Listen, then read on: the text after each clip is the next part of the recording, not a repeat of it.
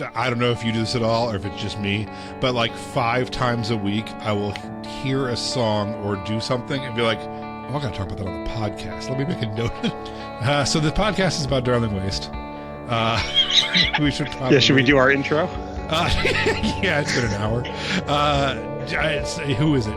Justin, do you want to make up an intro? I do not. That's too much pressure.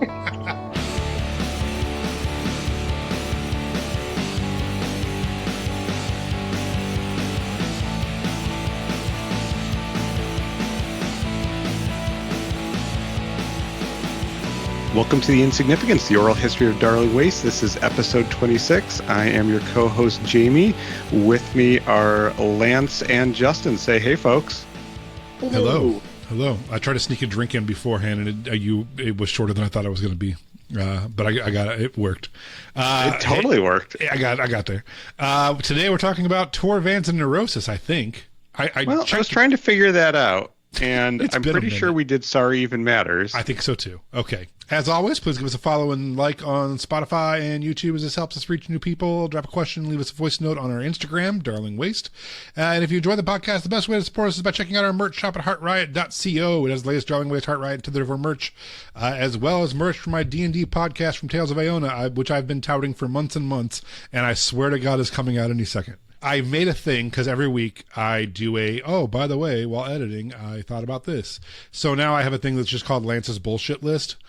Which is just things I think of through the week. I'm going to blow through them really quick. The last 2 episodes that we just put out were about the 1034 Club.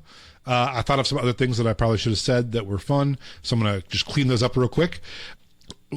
Do you remember, Jamie, that when we took the drop ceiling down, there was a beautiful tin ceiling above it? Mm-hmm. So we didn't talk about that at all. There was a drop ceiling in this place, and it was ugly as shit. And then I had to move it because I think we were going to try to put the cables across the top or something. Yep. And there was just another 15 feet or 10 feet of space, first off. And then it was a beautiful white painted, I think, stamped tin ceiling. So we took all of the drop ceiling down, except for we were afraid to take the framework down because I didn't know if we could put that back up. So we took all the drop ceiling stuff down, the tiles down in the basement, and then we took like purple Christmas lights and wrapped all of the frames, and they would just glow in and out, and we purposely like crisscrossed them all so the whole thing would just be like waving during shows, and it was really cool. But I totally forgot about this, and I don't remember which band, but when Hawthorne Heights played the thing, another band opened for him. It might have been Never Say Die, which I'll have to ask him if it was. It might have, I don't know, it was a bigger band, but they weren't on 1034. Their singer jumped up and grabbed hold of it and kicked his feet, and 1, it broke because it's a drop ceiling thing, and 2, he broke a girl's nose. Do you remember that happening? He kicked a girl. I don't remember the nose breaking, but I do remember him jumping up and pulling it down. Yeah, so he kicked this girl right in the face. I mean, we assume her nose broke. Her eyes were blackening just immediately. And it was one of those moments, I think you probably both have seen me do this, where I just kind of like lose my shit in a crowd of people and just be like, everyone in this room's getting threatened. Like, I will fight everybody in this entire room. Here we go. I don't know why I get like that. Sometimes my brain just breaks and I want to fight an entire room of people. I was just very afraid that we were going to get sued or get in a lot of trouble. We didn't have any kind of insurance. So everyone got out their cell phones to like start making calls. And I was like, I will fucking kill anyone who's on a cell phone right now. Like, put your phones back in your pocket or I will beat the shit out of you. And then I was like, drag that girl outside and say she got punched in the street. Get her off my property. And everyone's like, what? No, we can't do that. And I'm like, take her outside and throw her in the street. It was my immediate reaction to this girl getting kicked in the face. Cooler heads prevailed, and we got her some ice, and she was like a champion about it. And we were like, what is going to make this okay? So what we decided on was the singer of that band had to sit. Remember, we had a couch in that room. Had to sit on the couch, and she got to stomp him in the balls, and then she got a free piece of merch from every band that was at the show. And that was like, is how we resolved that situation. Wouldn't that be amazing if that's how we resolved the Iran war? Well, and when That's I'm not a president, war. when I'm president, and you two are in my I don't know if you're in my cabinet, but you're in my inner circle. That's how we're going to resolve everything. I'll just be like, bring me the president of Iran and Netanyahu, and we're just going to all put on boxing gloves and beat the fuck out of each other.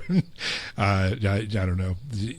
That's how I solve. That's how we're going. I remember when it wasn't to the I think it was Foco Theory had an office with actual interns and stuff. We had lightsabers, and anytime someone pissed each other off, we would just smack each other with lightsabers as hard as we could. Okay, I also want to talk about the fire marshal a little bit more, because we talked about the fire marshal being on the take and how he was definitely just coming around and trying to get money from me. It was pointed out to me that I actually hit him with my cane once, and because I was walking on a cane from where I stepped off the stage and hyperextended my knee, and almost the entire time we had that club, I was walking on a cane, and he started doing this thing, because he's a really large man. If you listen to me right now, if you don't want to get shut down, was really turning it up, and then I think to get paid, and I had forgotten, but I was reminded after we put the podcast. I was like, yeah, and you know what you did, right? You hit him. You ran across the room on a cane and picked it up and started hitting him with your cane and said, get the fuck out of my club, until he ran away. I'm like, oh yeah. And then you're like, we are going to get shut down for 3 days. We're really worried that we were going to get, I totally forgot about that. But I was reminded. Honestly, he had to think that wow, this guy is either insane or has real balls. I respect that. And then I was talking a little bit about the Droids crew hanging out there, and I was reminded of this story from one of the Droids people. There was, and I only minorly remember this because I remember the ending that I was annoyed about. A metal band showed up that was on tour, and no one came.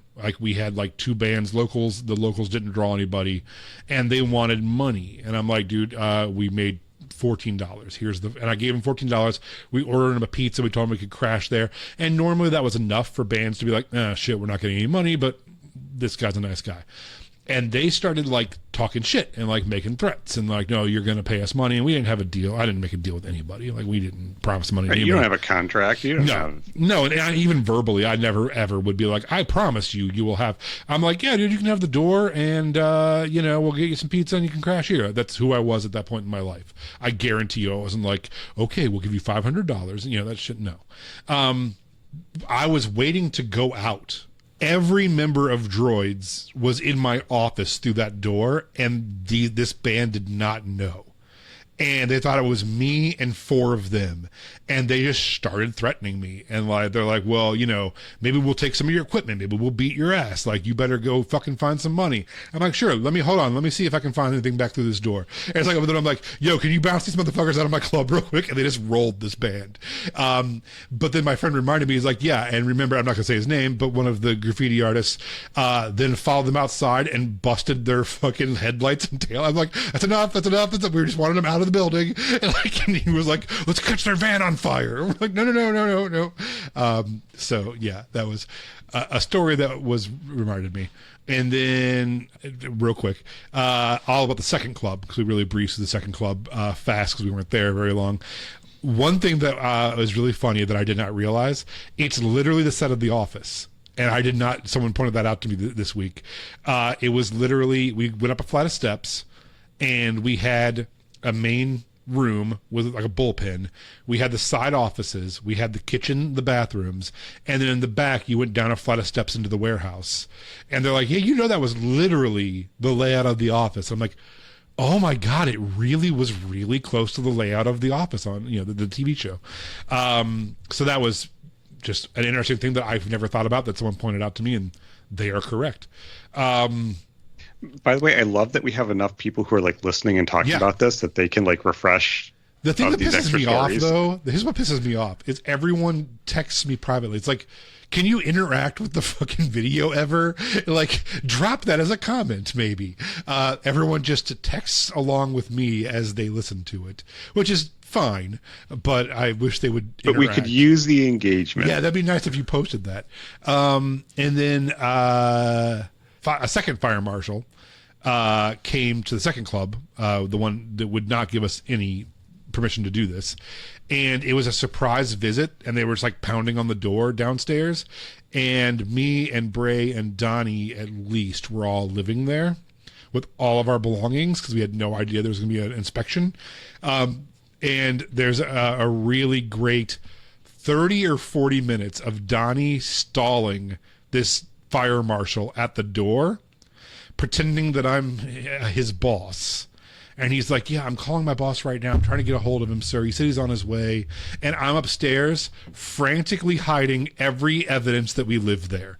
Flipping mattresses into closets, like anything I can do to try to make it look like we're not living there. Then and then I have to like get dressed, comb my hair, get everything ready, sneak out of the building, get in my car, drive around the block and pull up and be like, what's the meaning of this? I just got here. So, and then the final thing that I will mention on that is how we got the money to move to New York was, I think this club was $2,000 a month or $2,500 a month, $3,000, somewhere in there. And we had paid first, last, and down. So I think we paid like almost $9,000. And we were only there for a couple months and just could never, ever pull a permit and get this thing rolling. And the guy who rented it to us was a realtor in Strongsville. And we had called him a couple times, and he's like, yeah, there's no way I'm giving you your money back. I'm like, well, you told us it could be a concert club, and it can't. He's like, yeah, there's no way. Literally just went there like during business hours and straight up locked his door from the inside, again with a group of people. Today I would never, I probably wouldn't do that today. I'd have to be really upset. And I was like, no one's leaving here until this motherfucker cuts us a check for $9,000. And he immediately started negotiating. He's like, well, I can't do the full 9, but will you take 5? And I'm like, you're going to cut that check for $9,000? I'm going to and he's like, how about $750? And like everyone's like, I'm like, $750 is good, we get the fuck out of here. And like we made like $7,500 back, and that's how we moved to New York. So oh my gosh, and I can't imagine a society you can do that in today. Everyone would be filming you and shit. Like that is very true. Yeah, you could just run up in places at some point in life. And then it's almost like you're supporting the surveillance state as well as computers replacing all of our ability to think and work and destroying the environment. They keep people like me in check, and then also our ticketing system was really funny because people were copying, because all we were doing was like printing out tickets on construction paper. And people were copying them. So Donnie used to hand number every ticket with a silver Sharpie on the back of each one. And if a band got 50 tickets, Donnie would sit and number them 1 through 50 and then make them sign a piece of paper that said, we have 1 through 50. And then the next band would get 51 through 99 or whatever. Yeah, it was like insane, the slow ass process we had for making tickets. And we just could not figure out another way to like make the tickets so you couldn't copy them. And those machines to print out tickets were like $400 that we just didn't have. So we're like, all right, this is how we're doing it. So yeah, that's it. That's my bullshit list for this week. Okay, let's get to the song. Let's get to tour Vans and Neurosis. Do you both have memories of this song? Do you remember this song? When I say the name, yeah. Can you sing the song? Oh, right off the bat. Okay, yeah. I assumed this one would be a pretty easy one. I'm trying to think, did we play this in that brief little jaunt 2 years ago? I would assume. I felt like it was one of them. We always play it. Justin, were we playing the song in your time in the band? Yes. Okay, I figured. Do either of you have any memories of this song? Like playing it live or recording it or anything? Yes. What do you got, Justin? Not telling you. No, yes. The thing Wouldn't you like to know, Weather Boy? The song, there it is. There is just a random F-bomb at the end of the song, and it was not appropriate for every venue we played. Sometimes it would be a county fair, sometimes it would be a youth thing, and I don't know if you and I ever discussed this or it just happened naturally, but whenever we played this song, and it was one of those venues where you're not supposed to drop an F-bomb, I would look over at you and make eye contact to try to remind you. And you were always very good about it. It would be every single second of every single day, and then I would breathe that sigh of relief. The best one is we played this place called Pizza Lane. I think I know. I know what I said, but go ahead. Yep. And it was this family-friendly venue, and I'm like, oh my God, we didn't talk about it. And I look over, and you go, and every single second of every Pizza Lane killed me. That wasn't the one I was thinking of. One time, because I always did try to say something stupid there, like if I was in a good mood. Yeah. And one time I said every wasted second of every frosted flake, and I don't know where that was, but I really enjoyed the every frosted flake. It was one of my favorites. But yeah, subbing out the swear word, and that is one of my favorite things. I remember early days. We went to 88.3 in Berea, the radio station, and it was me and Henry James and Pat Bildstein and Jeremiah probably maybe, and we all went on the radio station. Jamie, were you there? I don't think you were there for that. I wasn't on the radio one. No. Yeah, I think this was post tour maybe. I don't know when it was, but anyway, we went in there and the DJ hated us. The guy who interviewed us was just not into it, and he had to do it, and he had us all in a room, and he was like, so what are some of your influences? And I answered the question straight, and Pat Bildstein listed every punk band he could possibly list. Because I listed maybe like 10, and I think that was the joke, because they thought it was too many. So then Pat listed like 35 punk bands, and it went on for like 4 minutes. And then they're like, and what about you? To our at time drummer Henry. He started at the dawn of music and went forward for like 5 straight minutes. It was actually really good. And so they were really mad, and they're like, and it was a pre-taped interview for some reason. And that was like pretty much the only question they asked. And they're like, all right, where are you playing next? And so we left, and I did not do this on purpose, but I gave them tour vans because they were changing had already been played there a bunch. And it drops that F-bomb right in the middle, and I just forgot about it. And we were like in the van listening to the interview and like cracking up, and then they started playing tour vans, and we were driving back home, and I was like, oh shit, this song swears. And I tried to call them, and they weren't answering, and then it swears. It's like every fucking day, and then it just goes silent, and then just like 15 seconds of dead air, and the guy's like, I apologize for that. We were not aware that was. And then everyone thought I did it on purpose. Everyone's like, oh, that guy pissed you off, and you did. I'm like, no, it literally was just me being forgetful that there was an F-bomb in that song. He did have the lyric sheet though, so he could have read it. He could have done his diligence.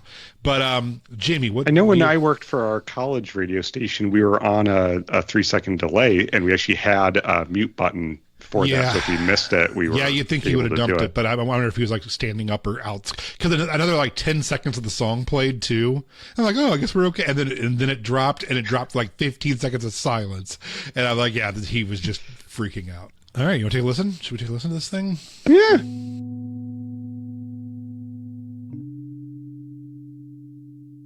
With another foot closer to the proverbial edge, with another broken heart and busted edge,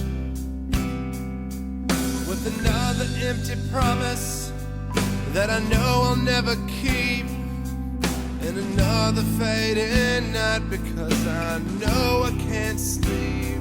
With everything you are and everything I'm not, with everything I've lost and all these vices I've got, with every waking second of every fucking day, with all these haunting voices that I wish would go away. All right. Just to leave in the worst possible moment to pause. So I do want to say that I think that Justin having the song is called Tour Vans and Neurosis. We've only called it Tour Vans for its entire since the day we recorded it. But but Justin's neurosis is so funny that the swear word is 54 seconds into that song, and Justin's like, I would spend oceans of eternity trying to catch Lance's eye for the very ending where it swears, and it's like, nah, it's 54 seconds. but you're like, there's time dilation on stage. There really is. It can go on forever or be very short. That is true. All right. What are your thoughts hearing the song?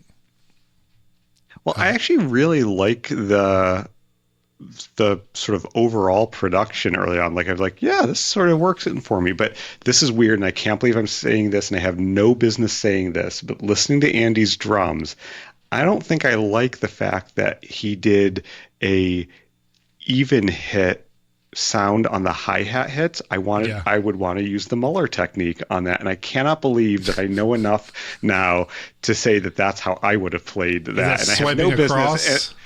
No, so Muller would be sort of an accented or standard hit first, and then each opposite one would just be a little bit lighter. Sort of a whipping motion to do that, and it just gives sort of a little bit more of a lilt and an accent to it. Just this super straight. I was just like, I don't know that I would have liked that. That's not Al. That's.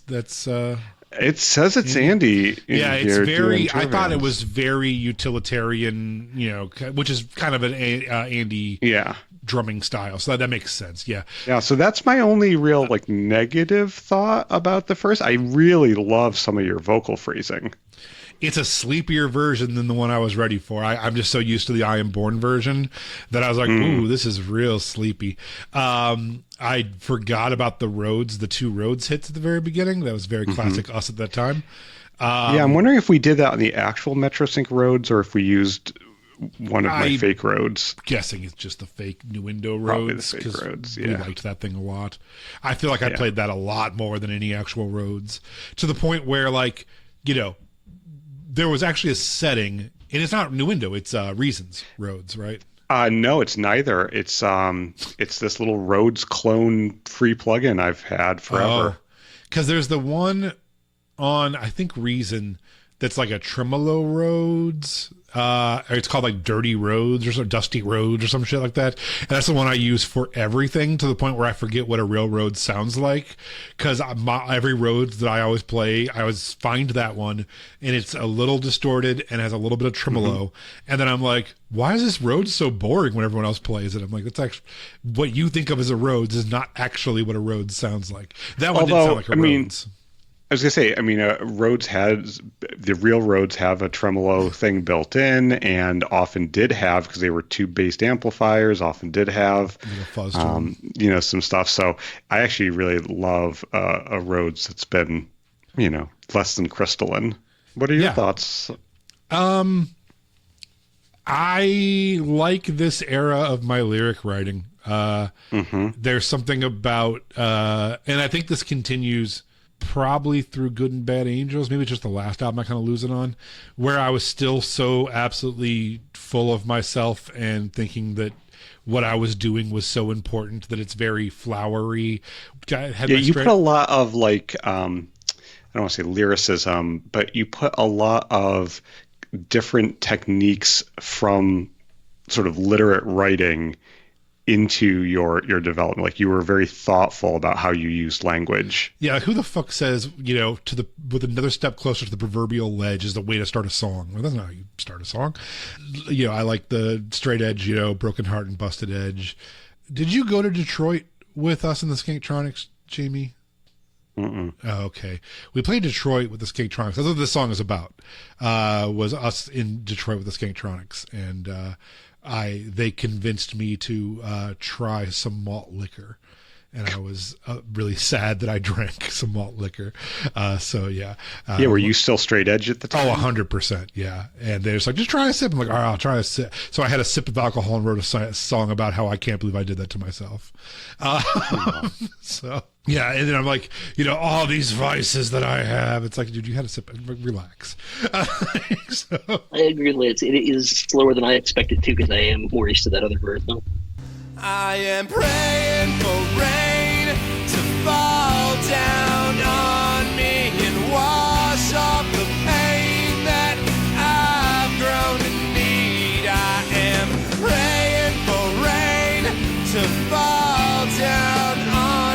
they say it's cleansing.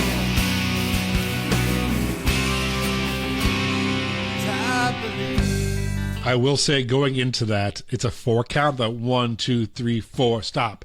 I am praying, and I think the next album we do 5. I think it's 1, 2, 3, 4, 5, and I am. And I just remember every time we would get a touring band together, there was always that discussion of, look, I don't give a fuck if it's 4 or 5. We all just have to figure out if it's 4 or 5 together. I don't care which one we pick. Jesus. Honestly, does anything other than your vocals come in? I mean, like, shouldn't we have all just queued off your vocals in whatever version? No. It's the ending of the verse there. That I wish you go away. Bum. And where we stop. Gotcha. And Donnie, Yeah. I think Donnie does 5, and I think Noah did 4, and then so as a band, we never had a clue which one we were do you remember that, Justin? Like, just sitting around and practice being like, vaguely, yeah. We just have to come up with, I don't care which, we just gotta figure it out. It's right. You're like, which one of you can't do the other one? Because then whatever you can do is what we all agree to. And that seemed to be the problem. I think the drummers would always stop on 4, and then there'd be like a 5th bass hit or a 5th guitar hit, and we're like, okay. And then the drummer would go back to 5, and we'd all stop, and it'd be like, "Pop!" I'm like, I guess that's better. Like, we could never. That was bizarrely hard for Darling Waste, was to all count to 4 or 5 and make an agreement on it.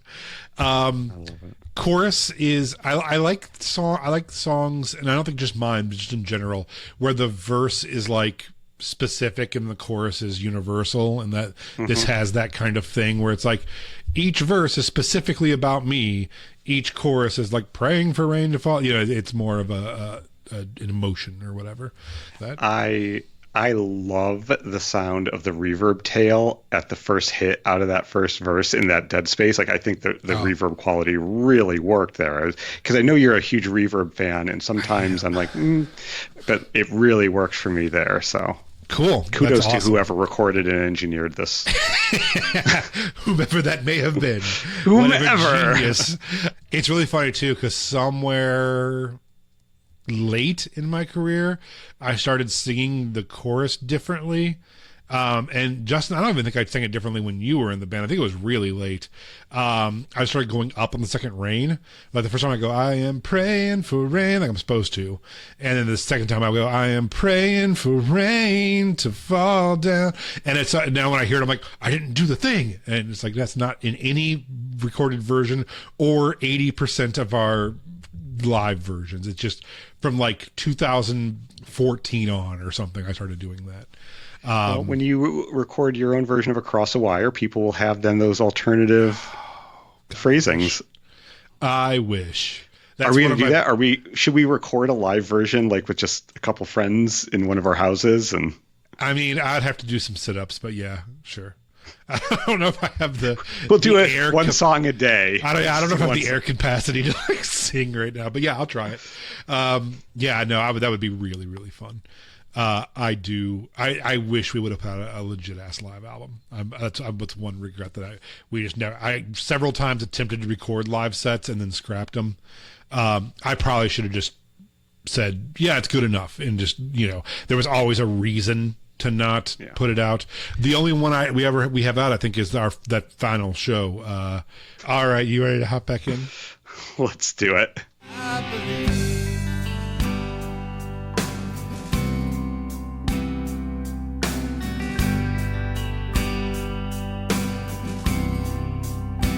They say regret looks back, confusion looks around. They say faith looks to the sky, so I focus on the ground. 'Cause I'm stepping on the cracks, practicing what I can say. Just try to make it better, just make this okay. I think the biggest takeaway I have of that verse is Darling Waste is so much more restrained when Jamie's in control. And like when Lance has left his own devices, like that second verse is so much more raucous live, and like you have these two dueling arpeggiated guitars left and right, and it's really beautiful. And when we play it, it's like Donnie on a hi-hat stomping, like for that say regret looks bad. It's like they say regret looks bad. Like it's just such a heavier. Like, I like the punkier version. I mean, like, this is pretty, but I actually really like playing the punkier version. Yeah, I didn't know there was two versions until just now. It's just evolved in my head over years. It's fun to go back and like, oh, wow, this really came from a really quiet place to... It still sounds quiet to me until I listen to the quiet version. I'm like, oh, fuck, yeah, ours is way heavier. Yeah, we did big contrast here. Yeah, so really pretty, really great production, Jamie. Good job.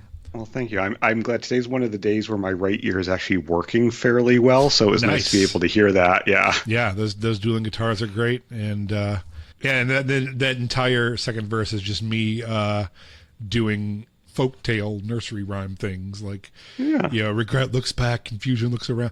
I actually saw that, like Aesop's Fables, sort of the And I actually saw that on, like, I believe a church sign, and added the fourth line to make it rhyme. And I think I did it as like a kind of a joke in my head. I'm like, that's actually kind of hot. I should keep that. Like, yeah, I think I was driving it. It said like, regret looks back, but confusion looks around, but faith looks to the sky. I'm like, so I focus on the ground. I'm like, oh shit. Oh, like, it is a really good line. Let's be honest. And then I'm like, well, what am I doing? Look at the ground. I'm like stepping on the cracks. Like, Thank goodness it was that church sign you saw and not some of the others. Yeah. Darling Waste would have taken a very different turn. They say bake sale Saturday, 3 p.m. Everyone is welcome. Bring a friend. Be a whole different song. Whole different career. Yeah. Well, I think about how often you and I would get into like not fights because we just don't fight like that, but like lyrically, like we used to really, really go at some of these lyrics. Yeah, and it's really crazy, and that's something I think too, right? That I think we've probably talked about this before, but I think something that set Darling Waste apart from other like, because it's not so much talent, right? Like I think that I think we got way further than we should have based on our talent. I think it is that like insane attention to detail and in deeply caring about minute details that a lot of bands don't. And I don't know if I do anymore. I have to like try to get back to that. That set us apart, right? Like we were always like, arguing for 30 minutes over a word. Or, how does this sound, or where should it sit in the mix? Where I think later Darling Waste was like, I don't know, fuck it, we'll just do it, like whatever, like. And I think a lot of bands probably have that kind of attitude. I don't know. Actually, that's probably not being fair because Justin's sitting there going, I don't know, dude, you recorded that last album for 6 years or something. No, I was actually thinking about you two getting the right noise on the Mario Tennis. Yeah, God. That's coming up in like 2 weeks, I think. Oh my gosh, that just worked so well in that song.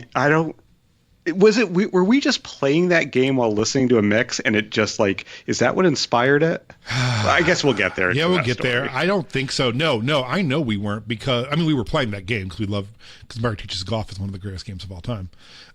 Is it what it's called, or just Mario Golf? It's just Mario Golf. Yeah, it might even just be golf. It's like Mario. The original. Yeah, I think like the Super Nintendo one or something is Mario Teaches Golf or something. Yeah, I think the one was called Golf Nintendo, but Mario is the guy. Yeah. But we were really into playing it as and Tecmo Bowl and all the great games. The greats like Golf and Tecmo Bowl. And I think I have a memory of, and this is the wrong episode for this, but I do have a memory of us having to hit a birdie to make that noise, and we were recording it and couldn't hit the fucking birdie. We kept like every other time it was no Yeah. problem. Yeah, and it took us like 20 minutes to hit a goddamn birdie to get that sound correct. I do remember you and I then arguing over where it went in the song. Like I wanted to overuse it, or I wanted to not overuse it, but I wanted to put it the same spot each time. And you were like, no, it has to come in at odd intervals, so you're never ready for it. I'm like, what is wrong with you? And then you're right, and that's always going to be our fight. Is I think songs are a math equation sometimes, and I'm like, cool, so we'll just drop this here because it goes here, and you're like, but what if we don't? And in the moment, I'm like, why are you being antagonistic for no reason? Like, just do the thing and let's move on. You're like, but what if we don't do the thing? What else could we do? I'm like, I don't know. Can we? But you're always right. Well, no, sometimes the thing is the thing, but it's only the thing when you've thought that it should be the thing as opposed to just assumed it should be the thing. Right. And I think that's a big problem with the last couple Darling West records. And I didn't have you there going, hey, are you sure? You know, I listened to that last record and I literally just copy paste anything I can copy paste. Like that whole album is like, I just literally, I'm like, well, we did the chorus once, so you're going to hear that 3 more times in its exact same way. Lance is not, I got it perfect as I can get it, and that's where it's at, you know? I always used to tell bands, like, tell me to shut up if you want me to shut up, but I have no ego in this. So I'm going to give you ideas, and if 99 of them suck and you don't use them, not going to hurt my feelings. But if I give you one idea and you use it, that's one more idea than you had without me. And, you know, like, it's your project. I don't, at the end of the day, want to do anything other than make my clients happy.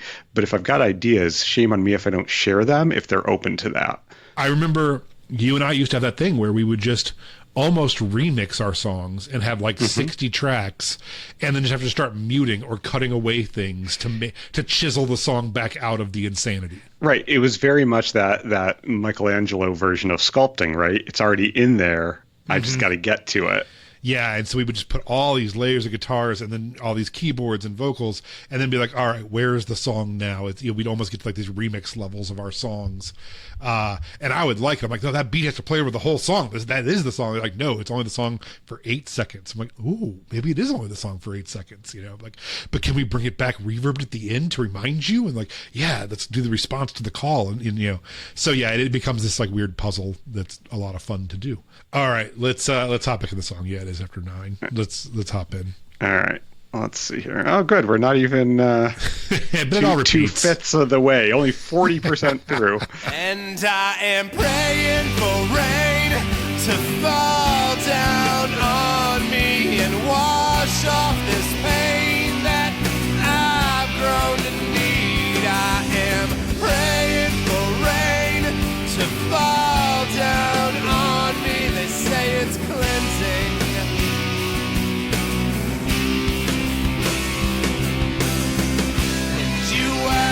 Are you mad at me? And I confirm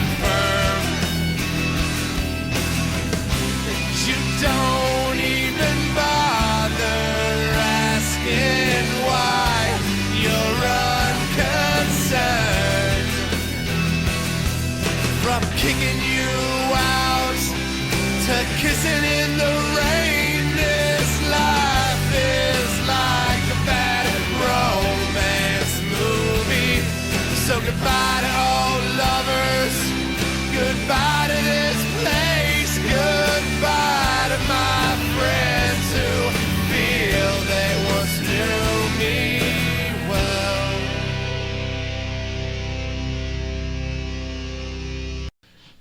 I love the distorted vocals on the side there. That's really nice. Honestly, it still works for me. I love the bridge. Yeah, I'm a bridge writer, if nothing else. I wish Andy had let looser on the drums in the second verse and in this whole second chorus. I'm just thinking about how fun this one was to play live. It just felt good. Yeah, I don't did you know. like playing this That's one way I live? can describe it. This might have been my favorite to play. Really? Yeah, That's it was just kind of, yeah. It's just sitting, listening, and going, man, that was so fun. Yeah, I love playing this song live too because it's easy to play and I can emote all over it and have fun. And I think that this is a song that is emo-ish enough to go over fine with crowds that like us and like other bands like us, but also mainstream enough that you can stand up in a bar and play this song and no one is like, what the fuck is this shit? You know, like.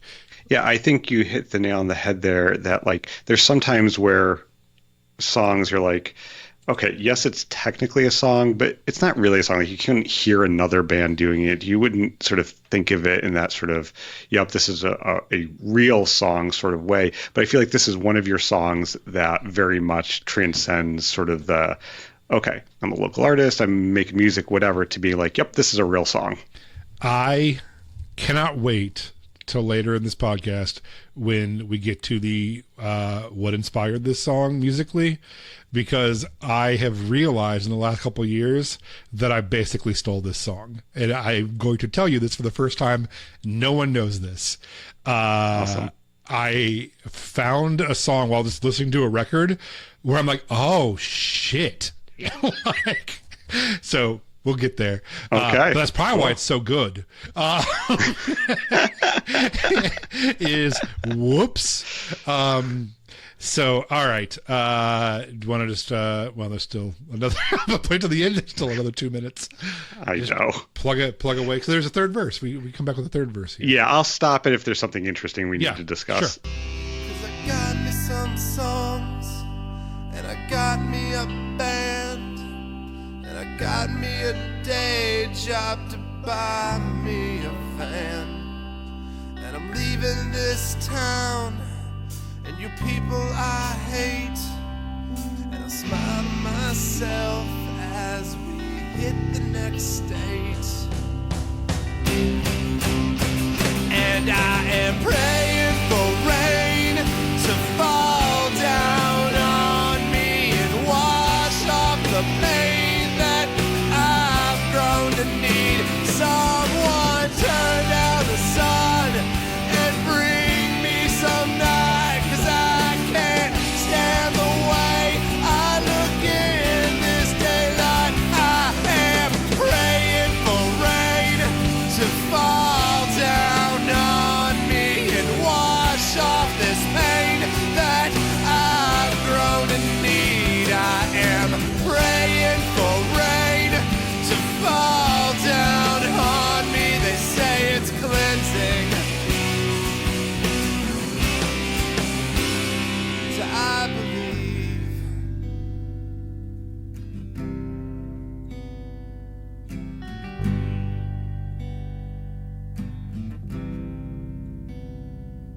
They say that miracles never cease, and I am totally alone. They say that history just repeats and repeats. I am once again on my own. I think your vocals through these last choruses, I was thinking about how just the marked improvement from that first album. You could not have pulled that off on that first album. Yeah, no, the vocals were actually better than I remember. So here's a couple of my thoughts on this. Obviously, that third verse, I don't know if it's my best. I don't think it's my best lyric writing. I think there's stuff that I like better. That's for sure the most quoted lyrics of mine ever, I think. It's funny because all these pop punk bands have that, like, I hate my town and my friends are by my side and I'm getting the fuck out of here. That was not a thing yet, as far as I know. And now they're really pop punk emo cliche lyrics, but I think that was more like 2009, 2010 that stuff got really, really popular. So it's funny that, like, you know, we have that, like, I believe in this town, and yeah, they got me a day job to buy me a van line. Everyone always quotes that to me. So good. Yeah, that, you know, got me some songs, got me a band is very, I don't know. It gets quoted a lot. It was an aim away message back in the day. I don't know, you know, so that shit gets quoted to me quite a bit. I love, and I forgot about the, I'm assuming it was you, Radiohead creep distortion guitar kick in. That one hit. It's like, yes, the guitars are coming back. That's really cool. So good.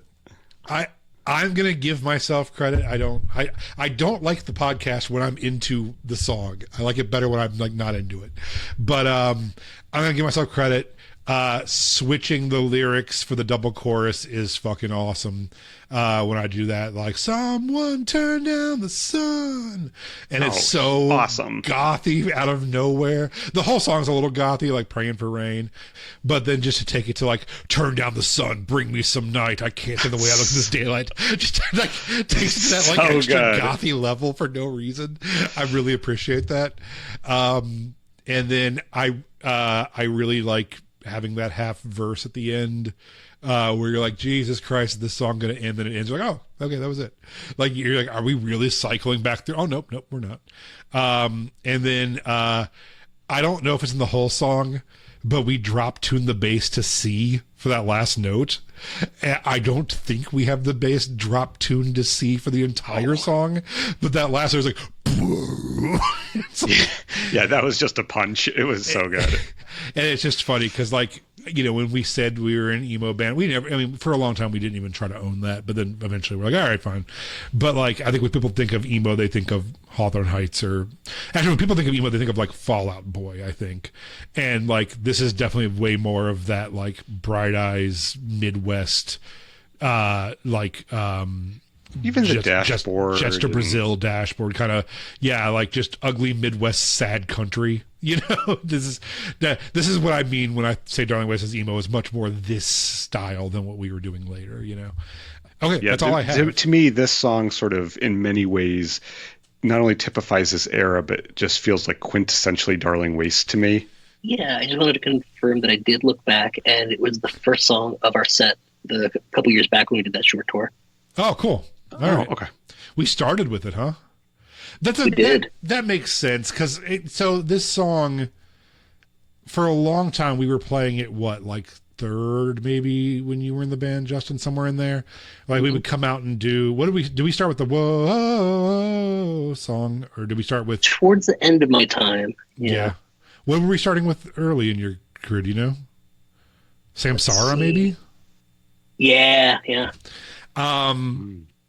And then probably When the Ball Drops second. I love playing When the Ball Drops second. And then maybe I Will Be Fine and Tour Vans, maybe third and fourth, somewhere in that's typically how I write a set list. You want to hear this full set list real quick? Yeah. Which one is this now? This is October of 23. Oh, okay. So this is the reunion tour one. Okay.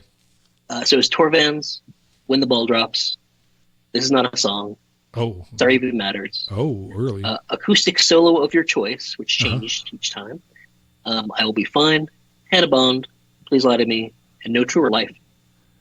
Okay, yeah, that's like we're just playing the hits. Yeah. All right, yeah. I'm into it. It's a weird set list, but I'm into it. Yeah. It's like when the Eagles go on tour. Yeah. Just playing the hits. So, questions time. When and where was it recorded? So I guess this one was recorded partially at Metrosync then, if we had Andy on it. Yeah, Andy would have done the drums at Metrosync, and we probably would have recorded the rest in your mom's basement. I'm guessing, yeah. Maybe we did the roads and stuff there. I don't have any memory of recording this song. Who played on it? Me, you, and Andy? That's it. Yeah, I played acoustic, I'm assuming. You actually, as far as we can tell, you did not. You only played acoustic on I Will Be Fine and This Apology, according to the liner notes anyway. Do you know, and this is probably not going to be fun even for you two, but definitely not fun for anybody listening. Do you know you don't play the top string in this song? You mute the high E to get that back and forth without the high G. And sometimes when I play it live, I'll forget and I'll play the high G. But if you listen to it, that's one of the ways it like sounds not as poppy and happy. And I think I when I wrote this song, I think I didn't have a top string. I think I had broken it. And then when I played it with it, I'm like, oh no, it changes it. So I actually like learned to mute the top string on all the chords in that song. Cool. What do you think of the recording, Jamie? Give up, re-record, remix, remaster, good as is, actually happy. I mean, I could quibble about the snare sound and, you know, again, Andy's playing is the stuff on this that I actually like the least, but I do miss the punkier version. But like, I think for what it is, let's leave it as is. Yeah, I think you're good as is. I'm actually happy. I think this is the first time I've ever picked and actually happy. I think there's nothing wrong with this. All the way across the board, I'm fine. Justin, give up? Very, very solid. Yeah, you're like, I think you guys should just delete it off of all things and forget it ever happened. A pox on your family. Is a song too long for Jamie at 5.5 minutes or whatever it is? I'm curious what your thoughts and Justin's thoughts are on my thoughts. I think that if we were, as a time capsule, you're going to be okay with it.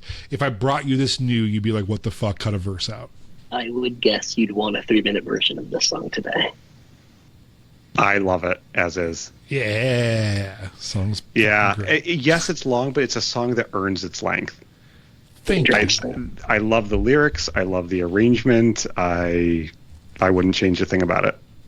This song, we touched on it last week. This song, or 2 weeks ago, this song starts a tradition of mine on every album, or at least an attempt, where I call it the song of the year, where I try to like talk about what I'm doing right then. Do you remember that, Justin? Where I'm like, gotta write, yes. And not musically the Tour Vans song, but the like, well, time to check in with Lance and see what's up this year kind of song. And so there's like 5 spiritual sequels to this song. So I do love it as like the kickoff of that type of song. If you could only make one change to the song, Jamie would change the drums. Yeah, I'm really sad because I love Andy to death. It just didn't do anything for me. It didn't hurt the song. It just didn't help the song at all. Justin, if you could only make one change to the song. I actually do think it's a little long. I think it'd be trimmed just a little bit, but that's just my 2 cents. No, I agree. I would... I don't know. I'm fine. Put that 5th hit in. Pop, pop, pop, pop, pop. No, I don't know. I'm fine with it as is. I really wouldn't change partly anything on this thing. I think I like the 4 hits because it ends not hitting in the downbeat. Right. No, it's better that way. And it's probably you. And then when you weren't around, we changed it to 5 because we don't have your artistic vision. Have we played it live? Yes. I really don't know between I Will Be Fine and Tour Vans what we've played the most. Are there shows that you can think of where you didn't play this? I think there's probably tours where we didn't play Tour Vans. We had too many ballads, but we almost always played I Will Be Fine. So I'm guessing it's number 2 behind I Will Be Fine. Because it's one of the oldest songs, and it's... Excluding Changing of the Seasons from that discussion. No, because we didn't have a piano for years. There are full tours we didn't play Changing. There are many times acoustic live stuff that I never played Changing because I didn't have a piano. So yeah, no. Changing's probably like 5th, 6th, somewhere in there. 6, 7. All right, how is it received? This song is, I think, almost universally loved. I've never heard anyone say a negative thing about it or poke fun at it or anything. Every one of our songs, someone has made fun of it at some point. I literally have never actually heard a bad word spoken about this song. Even when I was playing harmonica on it for an entire tour, no one was mad at it. Okay. The Throw It Away, Kill It With Fire, demo, album cut, single, classic. The song itself is a classic. This version, I would really want to have to sit down between this version and the other version. I don't know the other version's better. I think it's just different, but I don't know if it's better. I really liked this more than I thought I would. I guess I'm going to go classic. Yeah. Justin? Agree. Yeah, I would also want to sit down and listen to both the versions, but... All right. Fucking yeah, I think it's a classic as well. This is our first, like, what a boring podcast. There's 3 people going, yeah, that song's good. I don't know what to tell you. Okay, so now I'm going to ruin it all and tell you that I think I stole this song directly. It's a band that I love, but that I don't always listen to for years.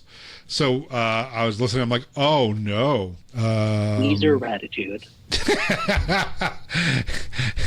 DMX, It Is Hot in Hell, or It Is Dark and Hell Is Hot. It's MOP's Anti-Up. Yes, okay. Black 47, Fanatic Heart. because it's not just the music. The phrasing's the same too. I didn't do it on purpose. I probably hadn't heard the song in years at that point when I wrote it, but it's off 1991. If you don't know Black 47, go listen to Black 47. So they're a very early 90s Irish, New York, Celtic 80s rock band. It's basically if the Cars or Springsteen had Irish accents, sang about Irish political stuff, and had a bagpipe player and a tin whistle player. It's either the worst thing or the best thing, depending, your taste may vary. It's so of its era. I fucking love Black 47. Oh, shit. Good thing you can't copy a chord progression, a tempo, a rhythm. The key. Oh my God, it's like so close to your vocal melody. You're not surviving that chord battle. Right. Maybe I should retroactively give them songwriting credits. So yeah, there you go. But yeah, I did not realize this until like 2 years ago or something. I was just going back through and listening to songs from high school. I'm like, oh shit. So that is Vans and Neurosis, if covered by The Cure, as they followed around making fun of a fat person. Yeah. No, it's Vans and Neurosis, the guy from The Cure. Yep. Yeah, and like the Pogues or something. Like, yeah, yeah, you're right. I think Black 47 is like political Cure Irish band that likes Springsteen and the Cars. It just got lodged in your brain and you don't remember it doesn't diminish the song for me in any way, to be honest. I hate it now.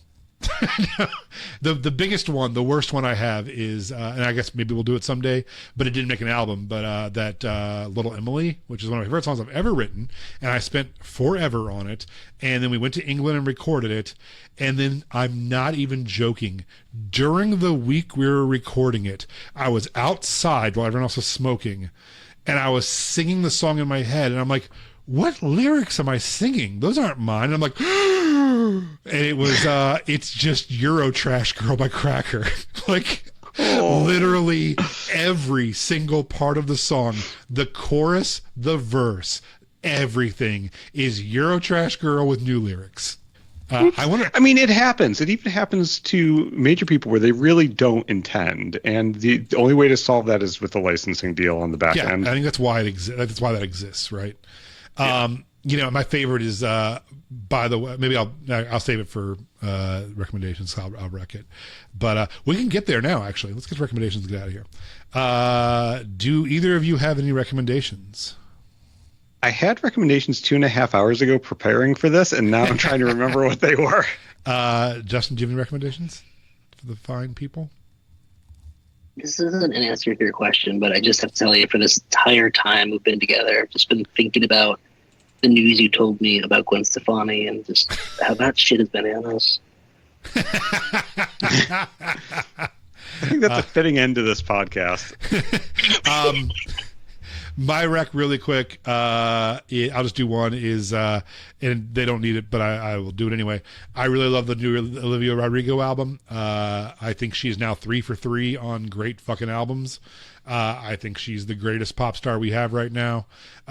Also, I think that I don't want to diminish what she's doing at all, but I think that the same producer does her and Chappell Roan, and they're both fucking great.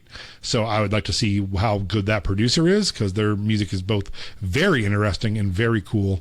But man, that Olivia Rodrigo album is fantastic. It's better than the second one. It's on par with the first one. It's less pop punk and more 90s grunge. It smells like Smashing Pumpkins. I don't know. It's a really, really, really good album.